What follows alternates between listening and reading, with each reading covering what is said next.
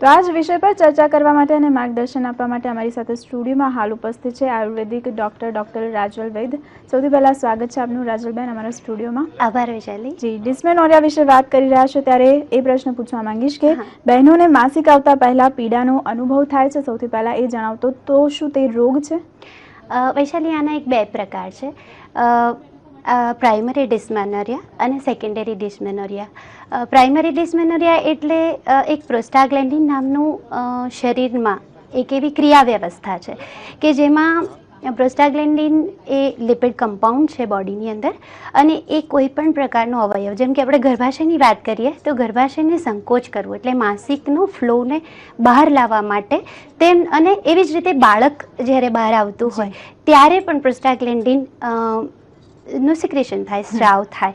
એ જ્યારે વધી જાય, એ જે કન્ડિશન અને એ જે ધીમી ધીમી પીડાનો અનુભવ થાય, 1-2 દિવસમાં શરૂ થાય, માસિક આવવાના 1-2 દિવસ પહેલાંથી જે શરૂ થાય, એ નોર્મલ કન્ડિશન છે. જેમ કે એ ક્રિયા શરીરનો એક ભાગ છે, કારણ કે શરીરે ગર્ભાશયમાંથી માસિકને બહાર લાવવાનું છે. એટલે એ જ્યારે વધારે પ્રમાણમાં વધી જાય ત્યારે એ ડિસ્મેનોરિયા એ રોગનું કારણ છે, એને રોગ એટલે એને ટ્રીટમેન્ટ લેવી પડે.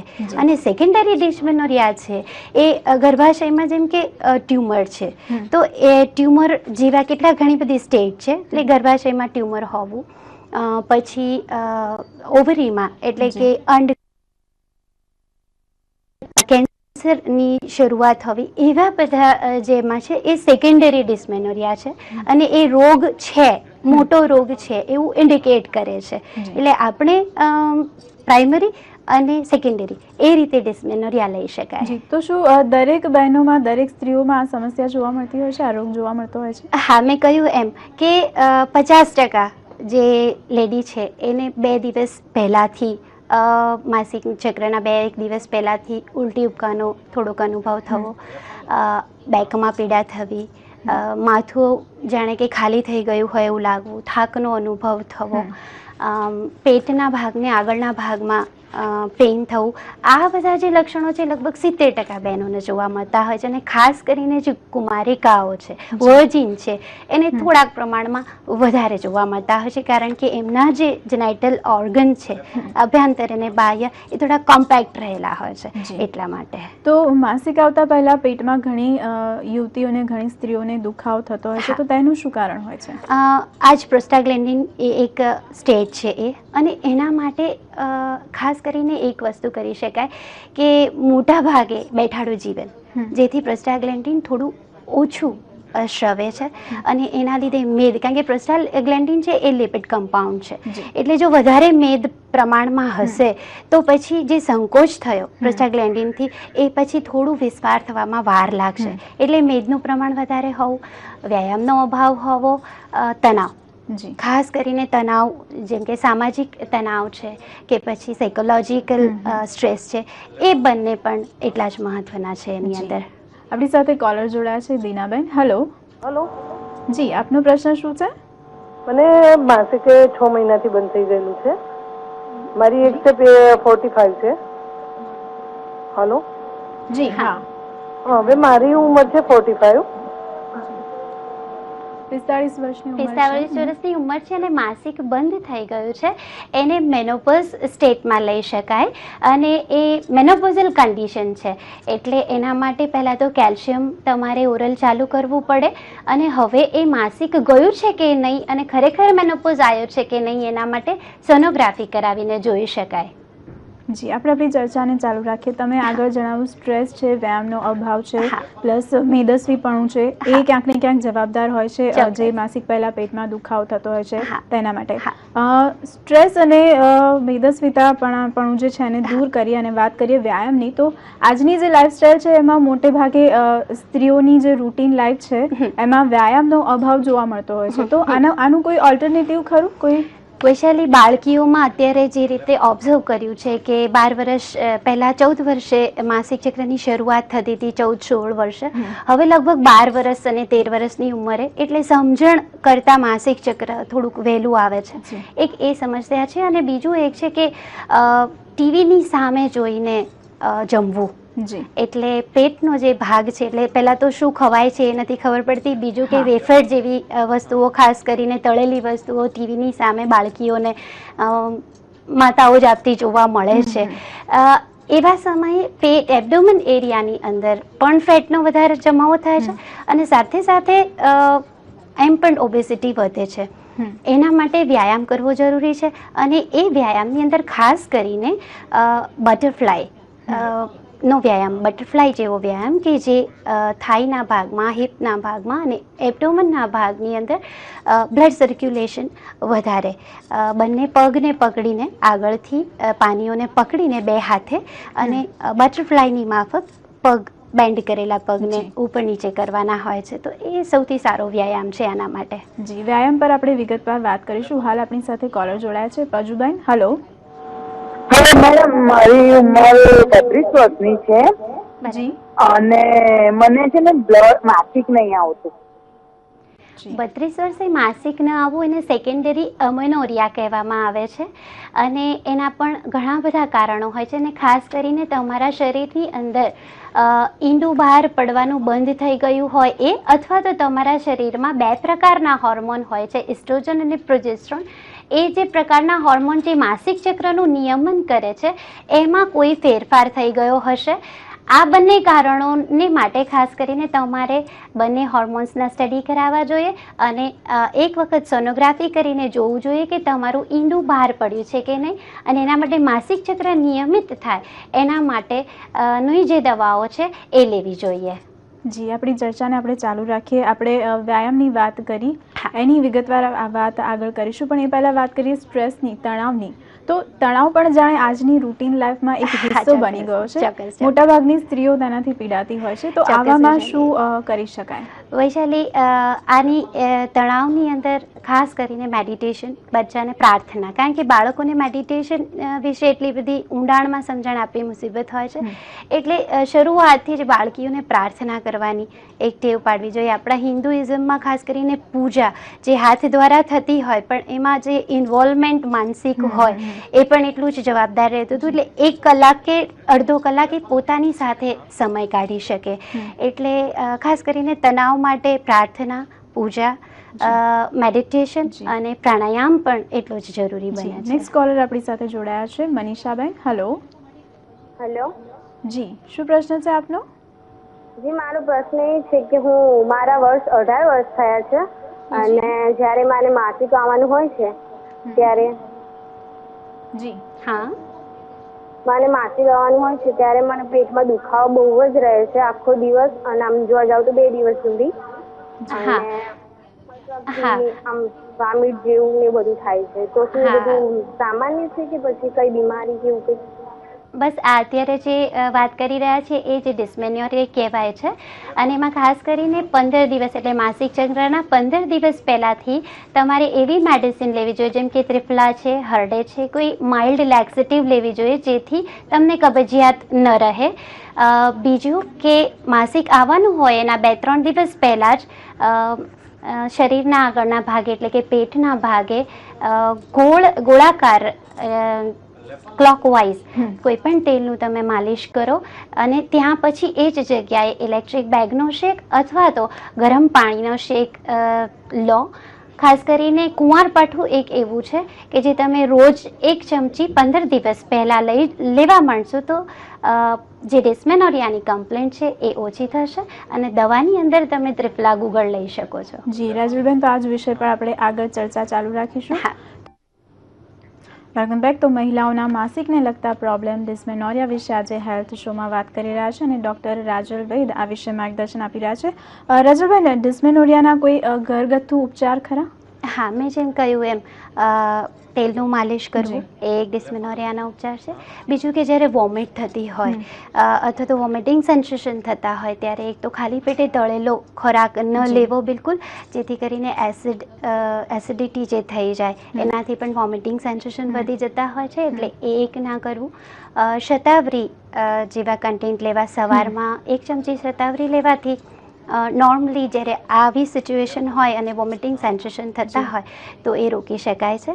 અને આ સિવાય બેકએક જે થતો હોય એમાં પણ હોટ વોટરની અંદર બેસવું, બાથ લેવો તો એ પણ એક સારી ટ્રીટમેન્ટ છે. જી, આપણી ચર્ચાને આગળ વધારીએ તે પહેલાં હાલ આપણી સાથે કોલર જોડાયા છે. અર્ચનાબેન, હલો. હા બોલો. જી, આપનો પ્રશ્ન શું છે અર્ચનાબેન? હા છે ને, માસિક નથી આવતું અને છે ને અઠવાડિયા પહેલા બહુ જ દુખે છે પેટમાં. આપની ઉંમર શું છે?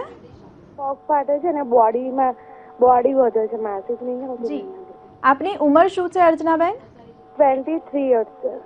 23 years old છે. માસિક જો ન આવતું હોય અથવા તો સ્કેન્ટી માસિક હશે, કારણ કે માસિક જો 23 વર્ષની ઉંમરે ન આવે તો એ એક વિચારવાલાયક બાબત થઈ જાય. અને ખાસ કરીને તત્કાલ ગાયનેકોલોજિસ્ટ અથવા તો કોઈ સ્ત્રી રોગ નિષ્ણાતની સલાહ લેવી આવશ્યક બને છે.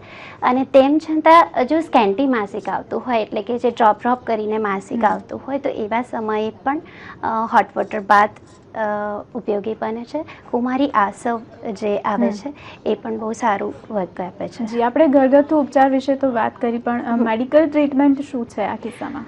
મેડિકલ ટ્રીટમેન્ટમાં ખાસ કરીને આ જે રોગ છે એ ગર્ભાશય કોન્ટ્રાક્ટ થાય છે, સંકોચ થાય છે, એના માટે પેઇનનો અનુભવ થાય છે. અને એના માટે એન્ટીસ્પાઝમોડિક એટલે જે પણ સ્પાઝમને રોકે છે એવા મેડિસિન લેવાતા હોય છે.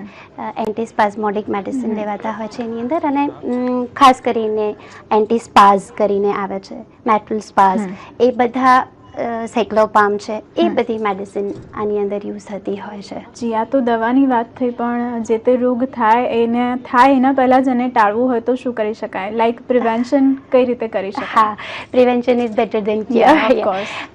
આમાં એવું છે કે આ રોગ ન થાય એના માટે જેમ થવાના જે કારણો બતાવ્યા કે જેમ વ્યાયામનો અભાવ, બાળકીઓનું ખાસ કરીને અને સ્ત્રીઓનું પણ વજન ન વધે એની ખાસ કરીને કાળજી રાખવી. અને વૈશાલી, આ રોગમાં મેં એક ઓબ્ઝર્વ કર્યું છે કે સૂર્ય નમસ્કાર 6 થી 8ની માત્રામાં સૂર્ય નમસ્કાર જો કરાવવામાં આવે તો પહેલાં તો પીડાનો અનુભવ જ નથી થતો. ખાલી એકાદ દિવસ પહેલાં થોડુંક ખ્યાલ આવે કે માસિક આવવાનું છે. એટલે સૂર્ય નમસ્કાર એક બેસ્ટ પેલું છે. એટલે તમે પ્રિવેન્ટ કરવા માટે પણ રેગ્યુલર તમારી લાઈફસ્ટાઈલની અંદર જો સૂર્ય નમસ્કારને ઉમેરો કરી દો તો એક પ્રાર્થના અને મેડિટેશન એ એક પ્રિવેન્શન માટે કરી શકાય. હા, એ અગાઉ જણાવ્યું ત્યારે એક સોશિયલ જે પેલું હોય છે, સોશિયલ સ્ટ્રેસ પણ ઘણા અનુભવતા હોય છે. જેમ શહેરમાં એવી ખૂણો પાડવા જેવી જે પ્રથા હતી એ જતી જાય છે, પણ હજી ગામડાઓમાં એ પ્રથા ચાલુ છે. અને એ પ્રથાના લીધે માસિક આવવાના પહેલા તો સ્ત્રીને કે બાળકીને ખબર પડી જ જતી હોય છે, જેથી એ સાયકોલોજીકલ માનસિક રીતે એ તણાવનો અનુભવ કરે છે. ઘણી વખત એવું હોય કે બાળકીઓ પરીક્ષા આપવા જવું છે અને એવા સમયે એને પ્રોસ્ટાગ્લેન્ડિન થોડુંક અર્લી આવી જાય છે, કારણ કે બિકોઝ ઓફ સ્ટ્રેસ. અને એવા સમયે બુક્સ બધી કલેક્ટ કેવી રીતે કરવી, કેવી રીતે હું પરીક્ષા આપવા જઈશ, આ જે સામાજિક સ્ટ્રેસ છે એને એ રિલીવ થાય. હા, એ રિલીવ થાય. અને એના માટે મેઇન છે કે બાળકીની જોડે મધરનું જે કોમ્યુનિકેશન છે, એ જે સાયકોલોજીકલ એને જે સહારો છે, સાયકોલોજીકલ સહારો છે, બહુ જ મહત્વનો. માતા બહુ જ આમાં અગત્યની ભૂમિકા ભજવી શકે છે. ચોક્કસ આપણે ચર્ચાને ચાલુ રાખીએ, પણ હાલ આપણી સાથે કોલર જોડાયા છે. મોનાબેન, હલો. હેલો. જી, આપનો પ્રશ્ન શું છે? હેલો. જી, આપનો પ્રશ્ન જણાવશો મોનાબેન? હા જી, મને પેઢુમાં અને કમરમાં દુખાવો થાય છે, એની સાથે સાથે બ્રેસ્ટમાં પણ પેઇન થાય છે. માસિક પહેલા? હા જી, માસિક પહેલા 15 દિવસ પહેલાથી હેવીનેસ આવવી એ એક નોર્મલ કન્ડિશન છે. તેમ છતાં તમારી ઉંમર ખ્યાલ નથી. તમારી ઉંમર જેમ જેમ મેનોપોઝની નજીક જતી જશે એમ એમ તમારા બોડીની અંદર પાણીનું પ્રમાણ વધતું જશે. હા, બોડીની અંદર પાણીનું પ્રમાણ એટલે કે બોડી દરેક પીરિયડે સેલ્સ એનું પાણી સ્ટોર કરતું જશે ધીમે ધીમે વધારે, એટલે બ્રેસ્ટમાં હેવીનેસ લાગશે. એના માટે કોઈ પણ ડાયુરેટિક મેડિસિન એટલે કે પુનર્નવા ચૂર્ણ અને ત્રિફલા ચૂર્ણની સાથે રોજ રાત્રે પાકી જવાથી એ જે હેવીનેસ છે એ તમને ઓછી ફીલ થશે. આપણે જે ચર્ચા કરી રાજલબેન, એના પરથી મને લાગી રહ્યું છે કે ક્યાંક ને ક્યાંક ઓવરઓલ જે લાઇફસ્ટાઇલ છે આજની, તે બહુ જ મહત્વનો રોલ ભજવે છે ચોક્કસ. ડિસ્મેનોરિયા થવા પાછળ. ચોક્કસ. એક તો લાઇફસ્ટાઇલમાં ખાસ કરીને એક્સરસાઇઝનો અભાવ. બધી જ ફ્લેક્સિબિલિટી જે એક્સરસાઇઝ છે, જેમ કે ફ્લેક્સિબિલિટી એક્સરસાઇઝની સાથે આપણા ત્યાં મત્સ્યાસન, ભુજંગાસન, શલભાસન, હલાસન અને ત્રિકોણાસન, આ જેટલા બધા આસનો છે એ બધા જ આસનો એ જો રૂટીન તમારી લાઈફમાં જો લઈ લેવામાં આવે તો એક સ્થૂળતાને પણ કંટ્રોલમાં રાખશે અને સાથે સાથે ડિસ્મેનોરિયા, અમેનોરિયા, મેનોપોઝ એજને થોડીક પાછળ ખેંચી શકાય એ બધી જ કન્ડિશન પેદા કરી શકશે. જી, આપે અગાઉ ક્યાંક સેકન્ડરી ડિસ્મેનોરિયા વિશે પણ ઉલ્લેખ કર્યો, તો એના વિશે વિગતવાર જણાવશો? હા, સેકન્ડરી ડિસ્મેનોરિયા છે એ મોટા રોગનું એક લક્ષણ છે. જેમ કે ખૂબ જ માસિક સમય પહેલાં ખૂબ જ પેઇન થવું, તો એ જે પેઇન છે એ ગર્ભાશયની જે દિવાલ છે, જેને એન્ડોમેટ્રિયમ કહેવાય છે, એ એન્ડોમેટ્રિયમની ક્યાંક ઇન્ફેક્શન થયું હોય એવું ઇન્ડિકેટ કરે.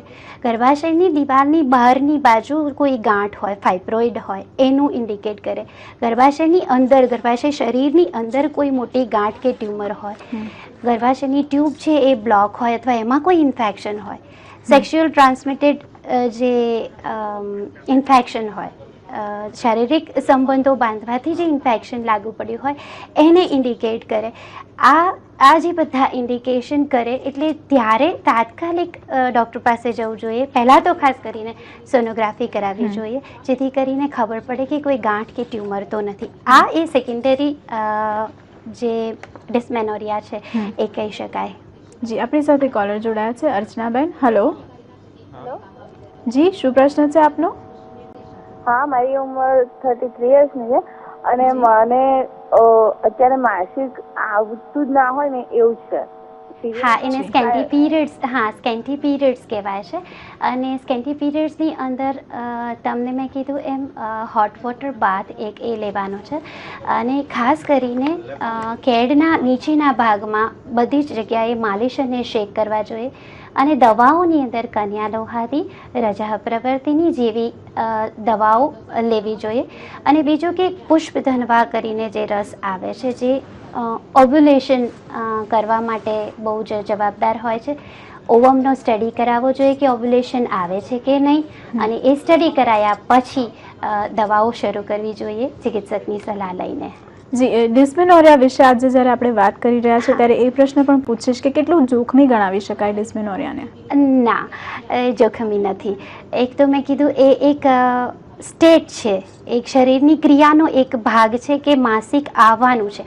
ખાસ કરીને એક વસ્તુ જોવા મળે છે કે જે કુમારિકાઓ છે, જેમનું શરીર નાજુક છે, એને જ્યારે ઓવમ ઈંડું જે બહાર પડે છે એ તૂટે છે. જેમ કે 20 વર્ષની ઉંમર હોય, વેઇટ ઓછું હોય, એકદમ કુમારી હોય પણ ઓવ્યુલેશન થતું હોય, એવા સમયે જે ઓવમ તૂટે છે, એ ઓવમ તૂટે એની સાથે એના ચામડીના જે કટકા હોય છે, ઓવમના ઓવ્યુલેશનની જે બહારનું સ્તર હોય છે એ થક્કાના રૂપે તૂટતું હોય છે, એ તૂટે છે.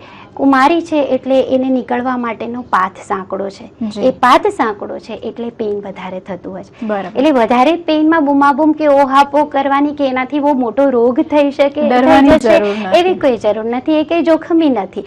પણ જ્યારે એવી સ્ટેટ આવે છે જેમ કે ટ્યુબલ પ્રેગ્નન્સી રહી હોય એવી સ્ટેટમાં પણ પ્રોસ્ટાગ્લેન્ડિનનો સ્રાવ બહુ થાય છે અને એ છે એ અનબેરેબલ પેઇન હોય છે. તો એવી સ્ટેજમાં તમારે તાત્કાલિક દોડવું પડે. જી, તો આટલી સરસ માહિતી આપવા બદલ આપનો ખૂબ ખૂબ આભાર. આભાર વૈશાલી.